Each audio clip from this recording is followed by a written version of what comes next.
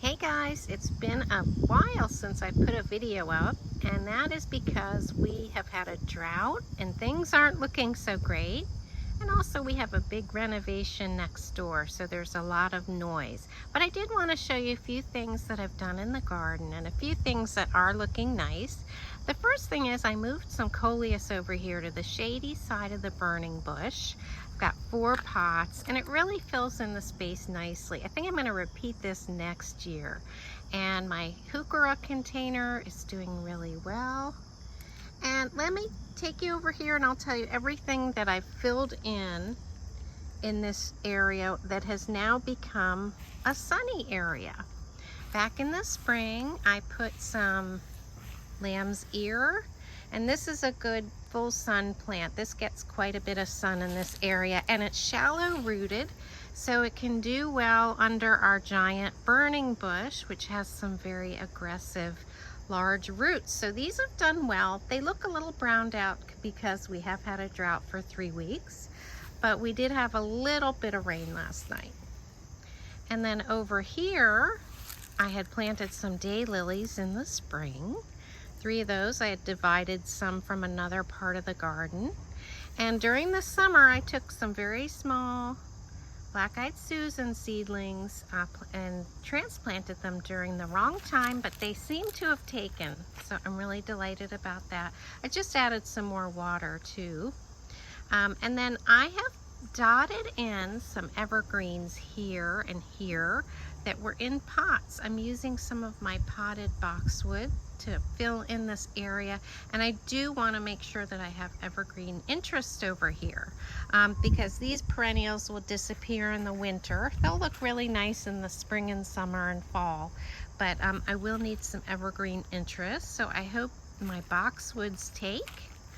And then back here I have 3 transplanted azaleas that I hope will be purple if all goes well in the spring. They have purple blooms. Right next to it, I have a mini mauvette that I planted early summer. It was a tiny plant. It's one of the few things that I bought for this area. Most of what you're seeing here is transplanted in from other parts of the garden or seed grown or done by cuttings. In fact, the taller hydrangea behind it is a cutting from the quick fire hydrangeas I have over here. So that's taken, and it's about 2 feet tall, so I'm excited about that, maybe a little taller. And the arborvitaes, the green emerald arborvitaes in the back, are doing well. These 2 have been in since the spring, and then I later added the one at the end. And down here I have a globe arborvitae, and that is also from a pot. That was a cutting I took from one of my larger shrubs, and it hopefully will like it right there and make a nice ball shape right next to the more free-form azaleas. And then finally, the lily of the valley has kind of died back, which is typical at the end of the summer. But as you can see, it's a vigorous ground cover, and that is very good because right about where this pot and arbor and chairs are, we've got a lot of deep sawdust and mulch where the big pine tree was taken down. So we have quite a deep layer of mulch, and that's hard to grow in, but the lily of the valley will have no trouble spreading through there. So everywhere I've planted any of the plants is where I was able to access some soil. I love how that little globe arborvitae looks right there. And let's talk about this lantana. I keep gushing over it, but it was 1 4-inch pot, and I'm just thrilled with it. It really filled out that container, and I think I'm going to have to do more of lantana next year. It's very drought tolerant and heat tolerant, and this one is just a beauty.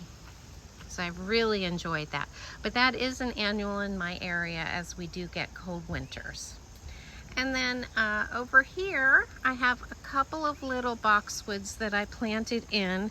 Again, I made sure that I could access some soil and it wasn't all mulch. So hopefully that'll give me a couple of boxwood balls right next to my path. And if we come back here, I've had this Autumn Joy sedum maybe for about 3 years. It was started from cuttings, and boy does it look pretty this time of year. It's just got a gorgeous, colorful, blooming quality, and it has hardly gotten water and it looks fantastic. So I love to have a lot of Autumn Joy sedum around the yard. I'll try to circle over here, show you what's going on in this garden. This is where I put a lot of perennials, and it looks kind of puny right now, but I transplanted in tiger lilies across the back. I have some Midnight Masquerade penstemon I grew from seed. And around here, I have some catmint that I had grown from cuttings. So these were all propagated by me. And then I took some divisions here, here, and here of some salvia. So that should look really nice, especially next to the lilies. Some of them are starting to die back, which is typical this time of year. But I'm hoping they come back in full force next spring. And then across the front here, I have 3 new coneflowers, which I've never been able to grow because I've had rabbits. But this year, I think something came along and ate all of my rabbits. So sad as it is, I might be able to have coneflowers, unless I get a new batch of rabbits next year. We'll see. Either one would be nice. And then in these big black containers, I have my homemade compost, and I have planted some edible things from seed. I have some snow peas. It's hard to see, but they're growing up this trellis here. And I have rutabagas along the bottom. And this one's doing really well, the rutabagas in here. They're looking quite vigorous, so I'm excited about that. And then I only have 1 snow pea here. And then in the back container, I have some snap peas. So we'll see what I get, but those are always nice to grow when the weather cools. Those are cool season crops. And the rutabagas might even last into the winter. They could be pretty frost tolerant. But although this looks puny now, I have great hopes for it next year as it flushes out, and hopefully all of these wonderful perennials will root in. But guys, that is kind of my update. That's what I've been up to. Things look kind of small, and it's been very dry around here. But I am trying to fill in this area with shrubs and perennial divisions and transplants from around the garden.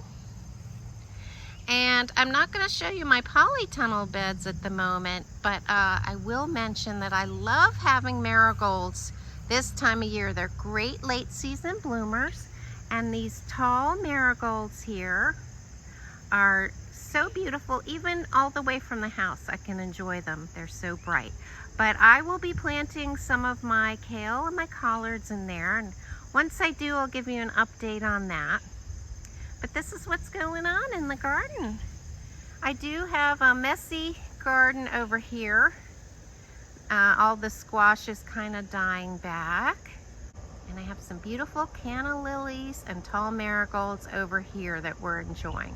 So it's been a nice week in the garden, and I hope you guys are enjoying some cooler weather where you are. And I'll see you next time. Oh, I think I see a little hummingbird coming to visit our cannas.